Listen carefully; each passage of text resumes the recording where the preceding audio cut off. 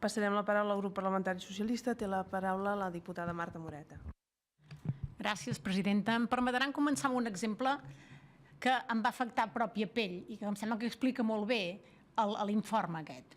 Fa anys jo he vist visc a un lloc que a l'hivern fa molt fred i a l'estiu fa molta calor, però extremadament, és a dir, a l'hivern els joves que van als bars no surten a fora, ni tan sols a fumar perquè fa molt fred, però a l'estiu es passen mitja vida fora. Tenia un pis al centre d'aquesta ciutat i a l'estiu el que passava era que els joves sortien a fumar i feien molt de merder. Quan amb la meva parella estàvem a casa i no teníem criatures, això no ens va suposar gran cosa perquè també sortíem nosaltres.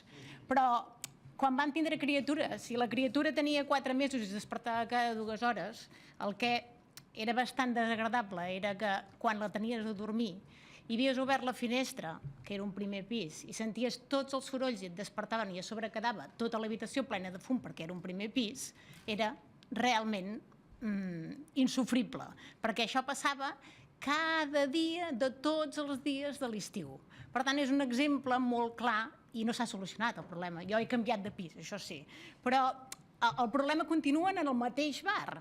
Per tant, és molt, molt complex solucionar aquests temes. I encara ho és més quan vius en una població que no hi ha policia local, que això no ho he llegit en l'informe, no sé si ho diu, ho he llegit molt ràpid, però en casos que hi hagin ajuntaments que no tenen policia local, la dificultat de poder solucionar aquests problemes de convivència amb terrasses o amb bars encara es complica més, perquè quasi ho podria lligar amb l'informe anterior de la seguretat privada. Els ajuntaments o contracten algú que va fent tota la ruta de tots els espais on hi ha merder, o si no és molt complicat de gestionar. Per tant, és una de les coses que m'agradaria saber com ho podem solucionar.